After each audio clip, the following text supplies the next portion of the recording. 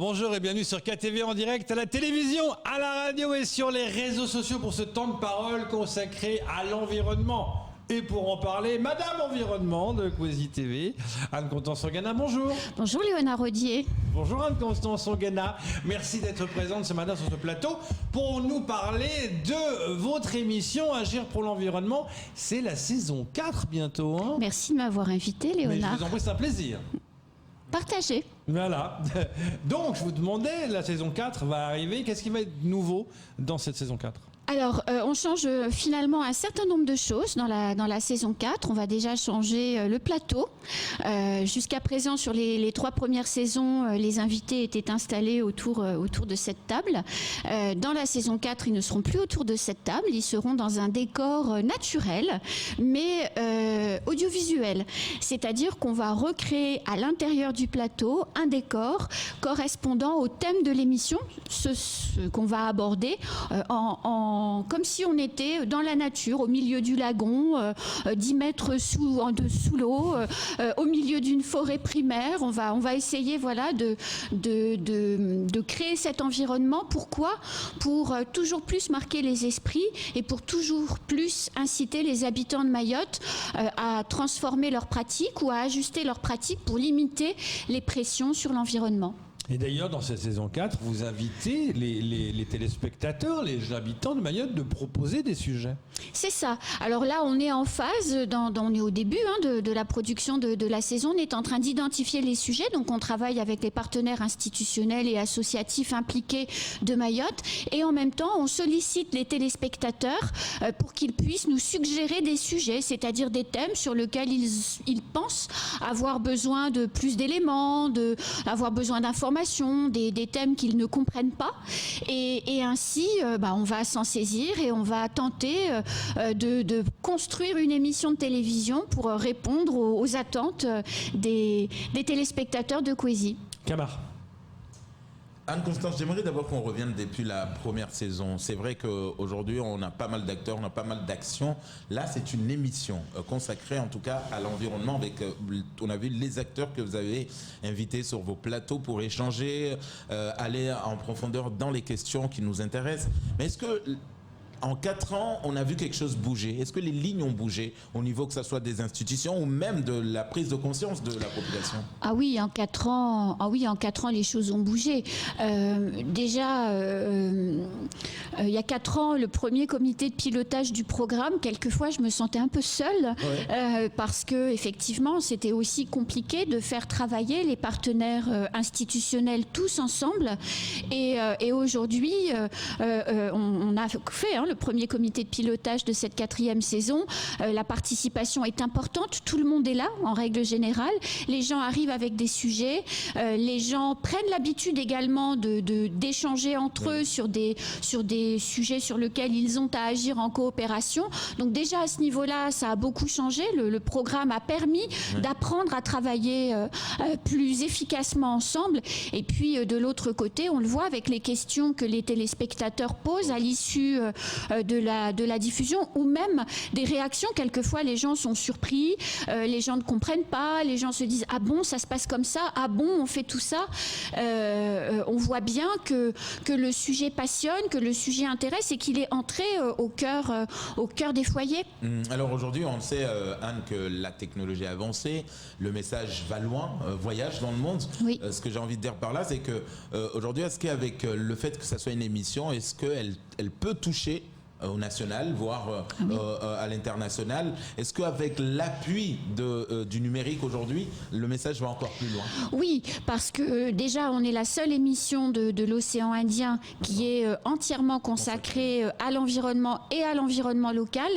Agir pour l'environnement, c'est consacré à Mayotte intégralement. Les acteurs les invités sont de Mayotte. Les sujets sont tournés à Mayotte et on ne parle que de Mayotte.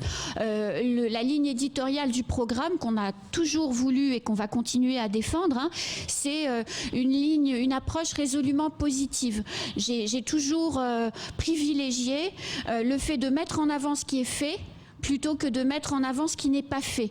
Ma grand-mère disait toujours, on ne fait pas boire un âne qui n'a pas soif. Et donc, on fait pas, et c'est une conviction forte, hein, on ne fait pas changer les habitudes des usagers quand on leur montre le côté affreux des choses. Il faut donner envie. Et pour donner envie, il faut montrer ce qui est en train de changer, ce qui est en train de se faire.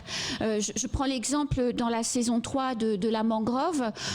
Oui, on a montré des images de mangroves en train de mourir, en train d'étouffer avec les déchets, mais on a aussi montré le travail extraordinaire que fait l'association Dans la mangrove de Timkoura pour la nettoyer, pour la mettre en valeur, pour pousser les usagers de cette mangrove à respecter l'environnement. Et c'est toujours ce qu'on essaye de faire. Donc oui, l'émission résonne au-delà de Mayotte et elle montre aussi une image de Mayotte positive, sans cacher la réalité. On ne dit pas que tout va bien parce que ce serait un mensonge, mais on montre aussi que des gens se prennent en main et font bouger les choses et qu'il faut multiplier les initiatives de personnes qui vont changer leurs habitudes, se mettre à trier leurs déchets, arrêter d'abandonner leur VHU dans la mangrove ou dans la rue, qui vont ne pas gaspiller l'eau et des tas d'autres actions que chacun peut faire pour protéger cette nature fragile à Mayotte. Durant ces 3 années, cette qui arrive, est-ce que la lutte pour l'environnement a changé ? Alors oui, elle a changé parce qu'il y a beaucoup plus d'acteurs qui sont investis. Les fonds européens ont aussi permis de changer les choses. Il y a plus d'associations qui sont soutenues par des financements extérieurs, donc financement européen ou financement des collectivités. Et donc par conséquent, il y a plus d'initiatives qui sont prises pour protéger l'environnement et des initiatives de passionnés. Par exemple, pour parler de sujets très différents, vous avez l'association GEPOMAI qui bénéficie d'un financement européen LIFE, donc sur un fonds spécifique pour la protection de la biodiversité et qui peut aujourd'hui mener un certain nombre d'observations sur des oiseaux. Je pense notamment aux crabiers blancs avec un certain nombre de balises qui sont posées sur des crabiers blancs pour mieux comprendre et donc pour participer à l'observation scientifique et à l'accumulation de données pour améliorer les connaissances internationales. Je rappelle que Mayotte est le 34e hotspot de biodiversité mondiale et que donc les habitants de notre île, nous tous ici, on a une responsabilité incommensurable vis-à-vis de l'humanité, c'est-à-dire qu'il y a un certain nombre d'espèces, de plantes et d'animaux qui ne vivent qu'ici. Et si on détruit notre environnement et qu'on détruit ces animaux ou qu'on détruit ces espèces de fleurs, de plantes, eh bien on fait perdre à l'humanité une espèce et on contribue quelque part à l'extinction de la biodiversité. Donc le rôle que l'on a est très important. Et le but d'agir pour l'environnement, c'est pas de culpabiliser les gens en disant « oh là là, c'est pas bien ce que tu fais ». Le but, c'est de faire prendre conscience aux gens de cette beauté inouïe et de cette rareté de l'environnement de Mayotte pour leur donner envie de participer à sa préservation. Justement, quand vous faites une émission sur un thème donné, peut-être la première émission, supposons, est-ce que le thème que vous avez fait, est-ce que vous suivez ça 3 ans après, dire voilà, où ça en est, ce dont j'ai parlé il y a 3 ans, où ça en est aujourd'hui, est-ce que ça va mieux? Est-ce que vous suivez les différentes opérations? Bien sûr, on suit les choses parce que vous imaginez bien qu'en 3 ans, on a abordé beaucoup des questions environnementales. C'est quand même 61 émissions que nous avons produites et diffusées. Donc forcément, les thèmes d'agir pour l'environnement tournent autour de la biodiversité, tournent autour du lagon, tournent autour de la ressource en eau, tournent autour de l'agriculture, de l'alimentation, et que d'année en année, on revient sur des sujets qui ont été abordés pour montrer comment une initiative il y a 3 ans qui démarrait aujourd'hui est devenue une action concrète avec des effets qui sont déjà visibles, ou bien parce que aussi les téléspectateurs nous le demandent, on reprend un sujet et on creuse, on va plus en profondeur. Aussi parce que les consciences des téléspectateurs se sont éveillées et que s'il y a 3 ans ils découvraient une problématique, aujourd'hui ils sont un peu plus informés et ils ont envie qu'on aille plus loin dans l'approfondissement du sujet. Camar. Alors, Anne-Constance, on sait que la plupart de vos intervenants, quand on écoute, c'est trop technique. C'est-à-dire que, voilà, ça dépend de la thématique abordée. Alors, pourquoi je vous dis ça? Parce que je me pose la question, est-ce qu'aujourd'hui, l'émission peut entrer dans les établissements scolaires pour aller toucher les plus petits? Mais elle entre dans les établissements scolaires puisque le rectorat est notre partenaire privilégié. On conçoit aussi les émissions en lien avec les spécialistes du rectorat pour que les émissions soient un outil pédagogique à la disposition des enseignants pour leur permettre ensuite d'aborder des questions environnementales. Très souvent, quand les enseignants utilisent les émissions, ils prennent contact avec nous pour qu'on les emmène sur le terrain. Je prends un exemple concret. Dans la saison 2 d'Agir pour l'environnement, on avait fait une émission sur la problématique des véhicules hors d'usage. Ensuite, on a accompagné une classe, on a monté avec eux le dispositif, on les a accompagnés sur le terrain et organisé pour eux une collecte de véhicules hors d'usage pour que c'était des collégiens, pour qu'ils voient quels étaient les professionnels qui intervenaient pour corriger les dysfonctionnements, comment ça marchait, et on a fait en sorte d'aider l'enseignant à poursuivre la formation. Donc oui, c'est la clé d'Agir pour l'environnement. On est un outil de sensibilisation à l'environnement. Le rectorat est notre partenaire principal et alors évidemment ça se voit pas quand on le diffuse à la télé, mais on travaille avec le rectorat pour fournir les émissions et pour qu'elles servent aux enseignants de manière utile dans la compréhension et la formation des jeunes Mahorais et Mahoraises et au-delà, pour qu'ils demain prennent soin aussi de l'environnement, puisque c'est les jeunes générations qui vont apprendre à vivre différemment de nous pour pouvoir mieux prendre en compte l'environnement. Alors on sait qu'à Mayotte, il y a énormément d'associations qui, en tout cas, luttent pour la protection de l'environnement, mais également des élus. Est-ce qu'ils ont été sensibles? Est-ce que ces élus-là vous ont approché en vous disant j'ai été choqué, Anne, moi qui suis mahorais, je ne connaissais pas par exemple l'endroit que vous m'avez montré dans l'émission, je suis choqué. Est-ce qu'ils sont surpris, ils vous approchent? Alors je dirais que c'était sûrement un peu plus vrai au moment de la saison 2, un peu moins avec la saison 3 pour une raison simple, c'est que le confinement et la crise sanitaire est arrivée par là et que les préoccupations sont devenues un petit peu différentes. Mais il est évident que quand la commune de Sada, avec l'ancien maire, met en place une campagne Sada nettoie et toi, ça a forcément une incidence sur ce que pensent les usagers de la commune. Pareil avec la commune de Mamoudzou et son opération Ourafou de nettoyage. Tout ça est très important. Le soutien est très important pour que les habitants s'y mettent, je dirais. Combien de temps ça prend pour préparer une émission? Ah, c'est très long. C'est très très long parce que déjà il y a toute la partie de cadrage, donc on a un comité de pilotage avec les décideurs, donc on identifie les thèmes, donc c'est le travail que je suis en train de faire en ce moment. Ensuite on fait des réunions techniques, donc par exemple on parlait d'agriculture, donc avec un certain nombre de personnes de la DAF, un certain nombre de personnes de la CAPAM et d'autres spécialistes, je pense aux coopératives agricoles.